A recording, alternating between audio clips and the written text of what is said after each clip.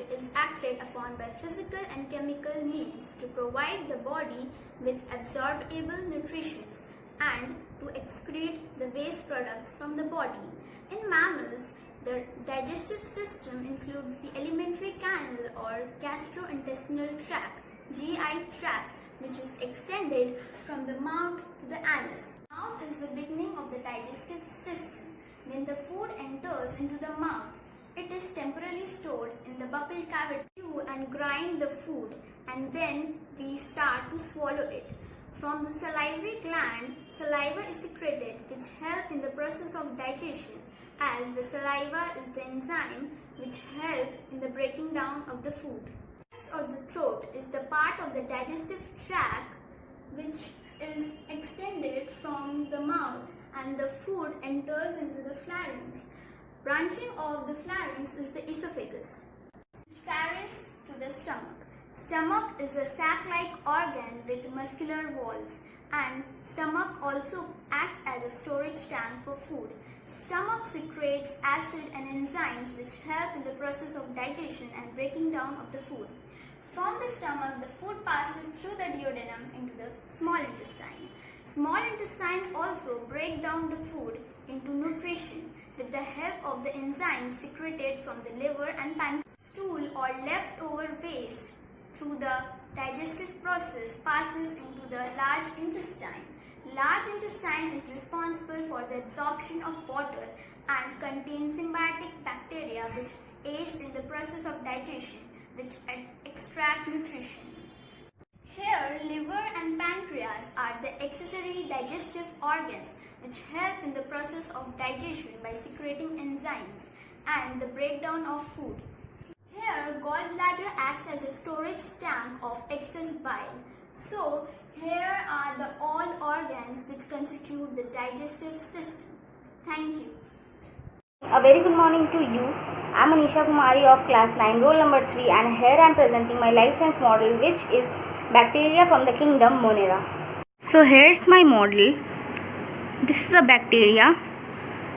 This is capsule, which I have written number 1 capsule. This is cell wall. I have written number 2 cell wall. This is cytoplasm. These are ribosomes. These are plasmid. These are pili. These are DNA, and this is the flagellum. Bacteria are microscopic single-celled organisms that exist in millions in every environment, both inside and outside other organisms. Some bacteria are harmful, but most serve a useful purpose. They support life, both plant and animal, and they are used in industrial and medical purposes. Bacteria are thought to have been the first organism to appear on Earth about 4 billion years ago. The oldest known fossils are bacteria-like organisms. So this was it. Thanks for watching. Have a good day. My name is Atifa Ansari and I read in class 9 and my topic is excretory system of kidney. So as you can see, the system that excrete waste from the body, for example the system of organ that regulates the amount of water in the body and filters and eliminates from the blood the waste is produced by metabolism. The principal organ of the excretory system are the kidney, ureter, urethra and the urinary bladder. The excretory system is a passive biological system that removes excess unnecessary materials from the body fluid of an organism. So as you can see, this is the aorta, the blood flowing, and the blue line is the renal vein which goes through the kidney, and both the red one is the kidney, and at the top of the kidney there are the adrenal gland, and this is the ureter, and this is the ureter, and at the end this is the ureter opening, and this is the urethra, and the red one is the urinary bladder. So this is the excretory system of kidney, as you can see. Thank you for watching.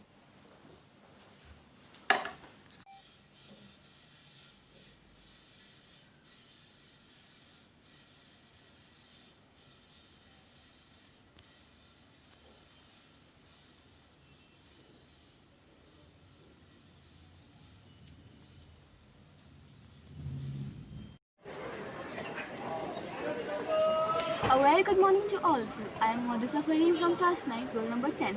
Today I am going to show you my model on a topic nephron. A human excretory system has two kidneys. A magnified view of the longitudinal side of the kidney has two prominent regions, a cortex and a medulla. As we zoom into the cortex region, we will find numerous numbers of nephron. Nephron is the structural and functional unit of kidney. Each nephron consists of a Bowman's capsule, which is a cup-shaped like structure. Inside it, we can find numerous numbers of glomerulus. Numerous glomerulus and Bowman's capsule leads to the proximal convoluted tubule. Proximal convoluted tubule leads to the loop of Henle. As we know, loop of Henle has a descending limb and an ascending limb. This limb leads to a distal convoluted tubule. This distal convoluted tubule leads to the collecting duct. Then, as you know, blood passes from the glomerulus, so it diffuses into the Bowman's capsule. From the Bowman's capsule, blood reaches proximal convoluted tubule and the loop of Henle. In the loop of Henle, it reabsorbs the blood and some mineral parts are reabsorbed back into the blood vessel. The excretory substance and some minerals leads to the distal convoluted tubule. In the distal convoluted tubule, some extra interstitial fluid moves to the collecting duct. This liquid which is formed is the urine. So, we have shown the formation of urine here. The primary function of nephron is to filtrate all the waste parts of kidney. Thank you. Good morning everybody. My name is Vidika Vyas and I am from class 9 girls. Here I have made the model on coagulation of blood. Coagulation of blood is an important process that prevents excess loss of blood from our body when we suffer from an injury. Although it depends on the severity of the injury, the blood usually clots within 2 minutes of a cut and from a plug at the site of injury that prevents blood from flowing out of the body. This process is controlled by a signaling cascade consisting of 13 coagulation factors which interact to activate each other. This blood clotting is a complex process involving many clotting factors, calcium ions, enzymes, platelets, damaged tissues, etc., activating each other. At the end of the coagulation cascade, fibrogen is converted into fibrin. A network of fibrin fibers reinforces wound closure, platelets and other blood cells get caught in the network and form a blood clot. Finally, platelets and the endothelium release growth factors which control the wound healing process. At the end of this process, the fibrin network is dissolved by enzymes in the blood plasma. The three stages of this process are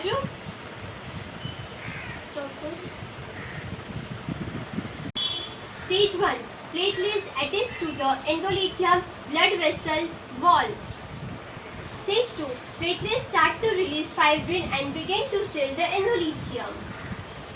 Stage 3. The fibers network traps the RBC and completely seal the endothelium. Blood clotting or coagulation is an important process that prevents excessive bleeding when a blood vessel is injured. It also prevents entry of germs in our body. Typically, our body will naturally dissolve the blood clot after the injury has held it.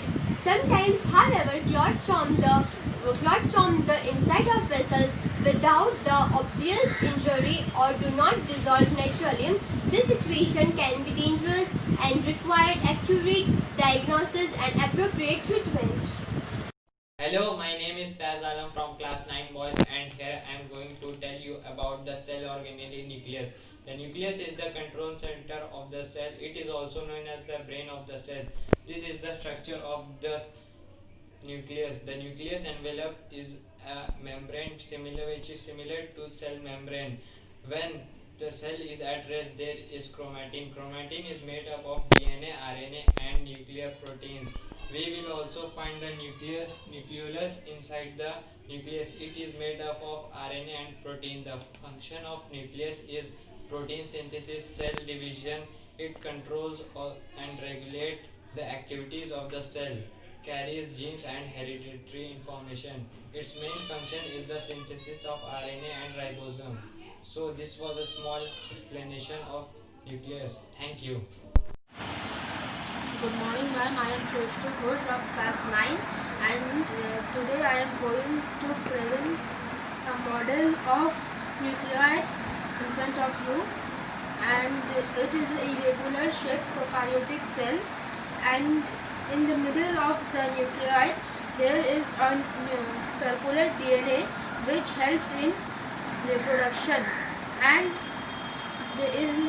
the yellow color wall is known as cell wall, which helps to protect it, and on orange is the capsule, and at the last of the nuclear there is a tail-like substance which is known as bacterial flagellum, and in the nuclear there is a green color covered particle which is known as plasma membrane, and in the nucleoid there is a fluid which is known as cytoplasm. In the cytoplasm there are some ribosomes and plasmid particles, and in the nucleus there are some pili. Thank you.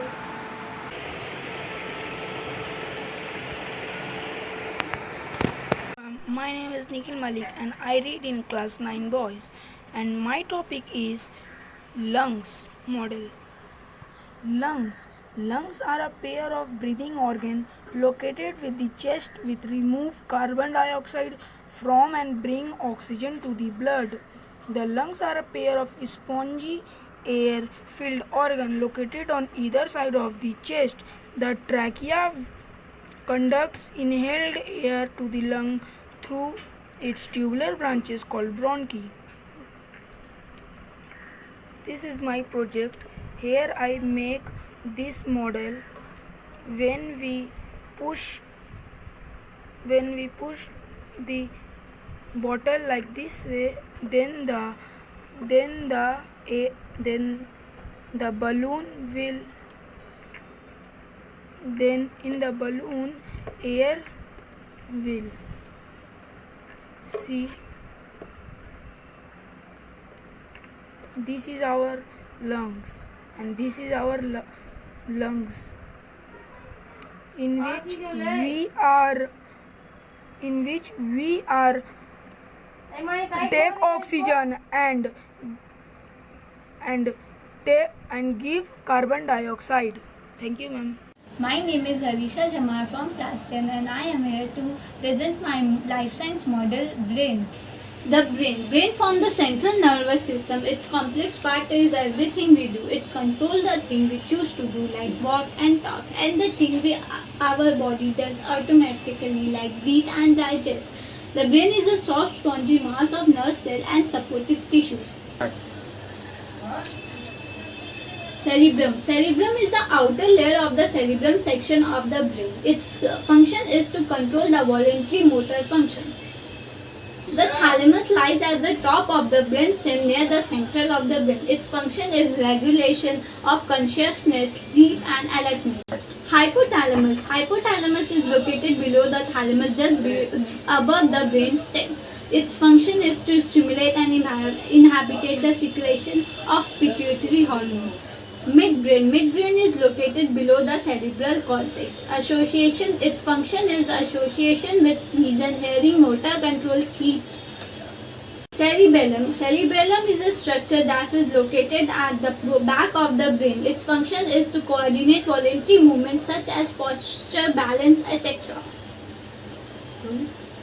Medulla oblongata. Medulla oblongata is the lowest part of the brain. Its function is to help to regulate breathing, heart and blood vessel function, digest.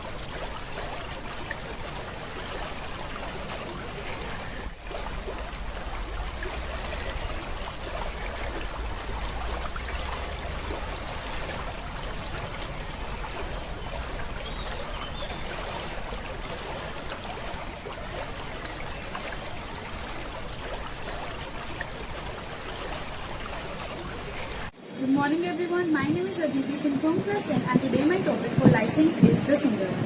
Sundarban is a mangrove area formed in the deltaic region by the confluence of the Ganges, Brahmaputra and Meghna rivers in the Bay of Bengal.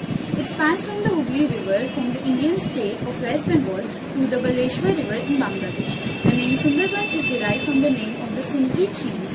It also translates to a beautiful forest. One of the most famous attractions of the Sundarban are the breathing roots or pneumatophores of the Sundri trees. These roots are the adaptive features of the Sundri trees. The roots diverge from the stem and penetrate out of the soil as the salt level in the underground water and soil is too high. The Sundarban is also famous for its Royal Bengal tigers. It is considered one of the most famous reserves for the Royal Bengal tigers in the world. UNESCO has considered Sundarban as the World Heritage Site. Sundarban is also the world's largest halophytic mangrove forest. Apart from Royal Bengal tiger, Sundarban has also reported 245 genera of plants, 270 species of birds, 8 species of amphibians, 35 species of reptiles, 150 species of commercially important fishes, and 42 species of mammals. Sundarban is very important for tourism and it is considered as a heaven for nature lovers. Thank you. Good morning, ma'am. My name is Nishi Jaiswal. I am class 10. My topic is human eye. This is human eye. Introduction. The eye is an important and one of the most complex sense of the organs. It helps us individual object it and help is in light, color, etc. The structure of the human eye. The structure of the human eye. The human eye is rough 0.3 centimeter in a diameter and almost specific ball filled some fluids. It is constant of the following part. First is a scleral. It is a outcovering protection through a white layer. It is called sclera. Good morning, ma'am. This is Shika Chaudhary from class 10 and today I have chosen the topic of hemophilia in life science. So now what is hemophilia? Hemophilia is a genetic disorder in which blood does not clot properly and a person bleeds to death even if there is a single cut. It is caused due to mutation in X chromosome and absence of blood coagulating factor, factor 9 and anti-hemophilic factor, factor 8. So now let us see what is the difference between normal blood clot and blood clot in hemophilia. Normally, if there is a blood clot in any person's body, platelet and blood protein comes to stick together around the wound and forms fibrin clot, thus bleeding stops. But in case of hemophilia, this does not occur because there is absence of blood coagulating factor, factor 9. So blood protein and platelet partially stick and this result into the incomplete formation of fibrin clot and thus bleeding continues. So now let us see how hemophilia is inherited. Hemophilia mostly occurs in men than in female because men have only X chromosome, only one X chromosome and female have both the X chromosome. So now let us see what if a mother is a carrier. If a mother is a carrier, she will pass her affected X chromosome to one daughter and one son. The son will be totally affected and the daughter will be carrier. The carrier daughter will pass this X chromosome to the next generation. Now, what if a father is affected? If a father is affected, he will pass his affected X chromosome to both the daughter and both the daughter will be carrier and she will pass it to her next generation. And there is no difference in son. The son will be unaffected. So, we get some conclusion with this model. First conclusion is that it caused due to X chromosome, it caused due to mutation and it occurs in crisscross inheritance. There are two treatments in hemophilia. First is injecting clotting factor and second injecting plasma. Thank you.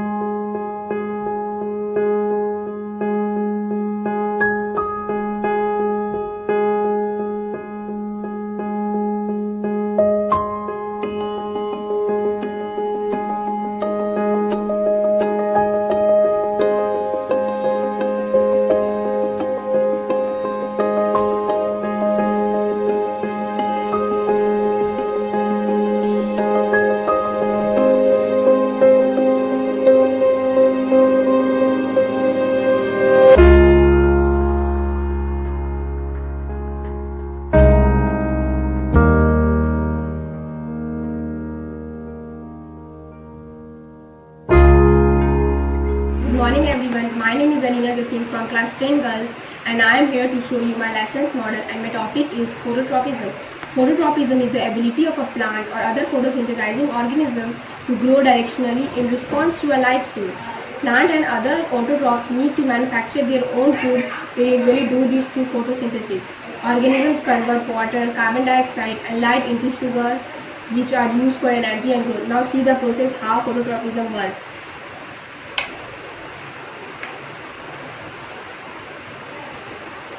Positive phototropism is the response of a plant toward a light source, while negative phototropism causes growth in the opposite direction.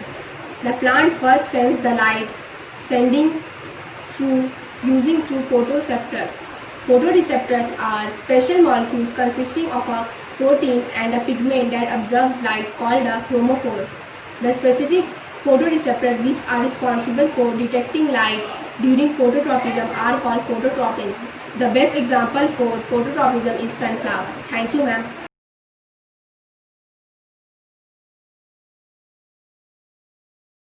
Hello everyone, myself Adarsh Kumar Singh and I am from class 10 boys section, and in this video I am going to show you my life science project model of kidneys. So let's begin. So this is my model of life science, and this model will give us an idea about how our kidney works. We all know that our kidney filters about a half cup of blood every minute, removing wastes and extra water to make urine. So as you can see here, these two bean-shaped organs are the kidneys. These two thin tubes made of muscles are called ureters, and this is the urinary bladder where urine is stored, and this is the urethra from where urine comes out of our body. So let's see it in practical. After filtration of blood, the produced urine flows from the kidneys to the urinary bladder by the help of these two ureters, as you can see here. And in the urinary bladder, the urine is stored until it's time to come out. Once the bladder is full, the urine comes out through the urethra of our body, and this is how the urinary system of our body works with the help of the kidneys. So this is a model of life science. I hope you all liked it, and thank you for watching.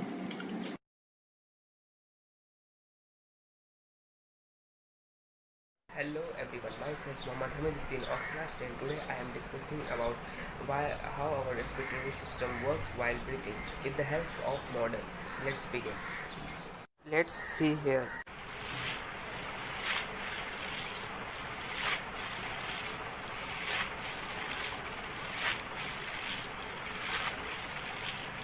That's how our lungs inflate and deflect it in healing. Our diaphragm pulls downward, creating a vacuum that causes a rush of air into our lungs. Let's see it again.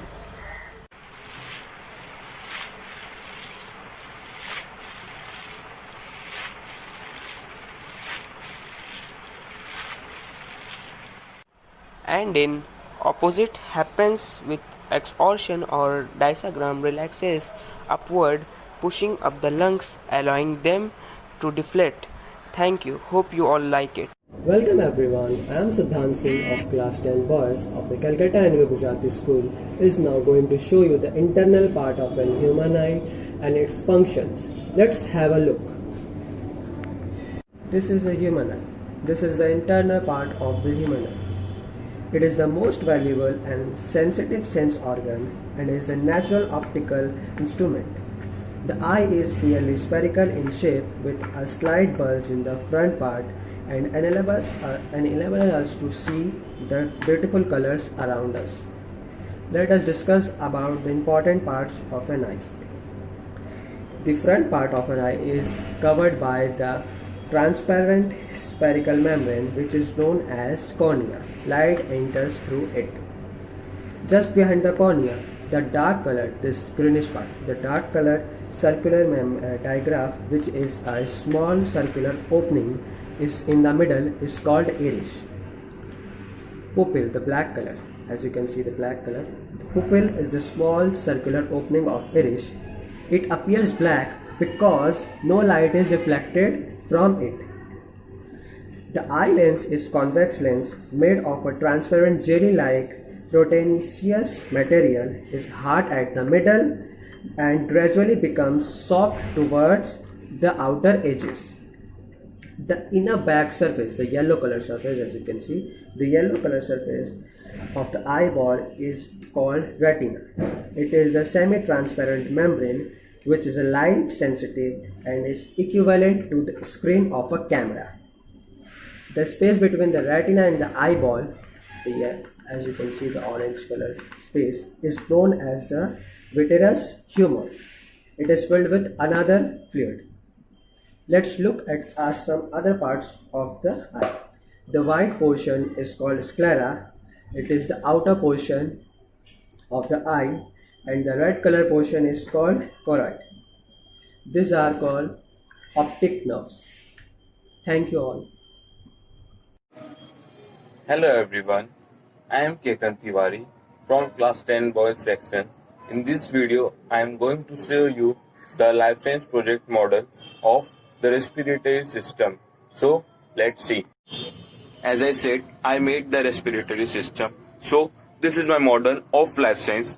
This model will learn us that how our respiratory system works. So first, it is the larynx. The larynx houses the vocal cords that open to allow breathing and close to protect windpipe while swallowing, and vibrate to give voices. And the another one, it is trachea.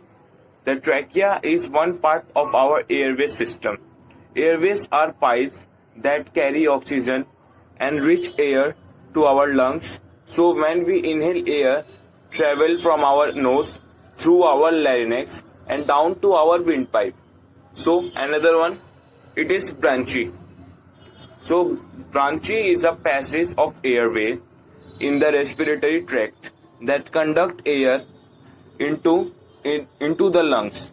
The bronchi branches into smaller tube called bronchioles. It is the bronchioles, and they end in tiny air sacs called alveoli. The alveoli are where the oxygen is placed up by our blood. Thank you. Hope you liked it.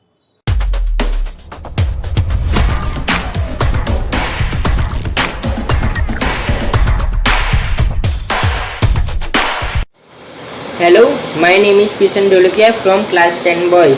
Today I will show you the process of kidney. The working process of kidney. The kidney extracts a variety of waste products produced by metabolism into the urine. Kidney is two bean-shaped organ in the renal system. The microscopic, structural and functional unit of the kidney is nephron. Urine is 95% of water and 5% of waste product.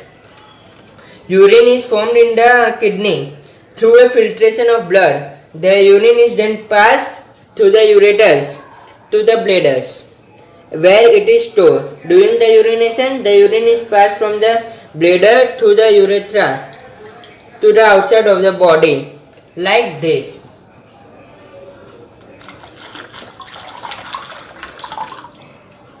Thank you.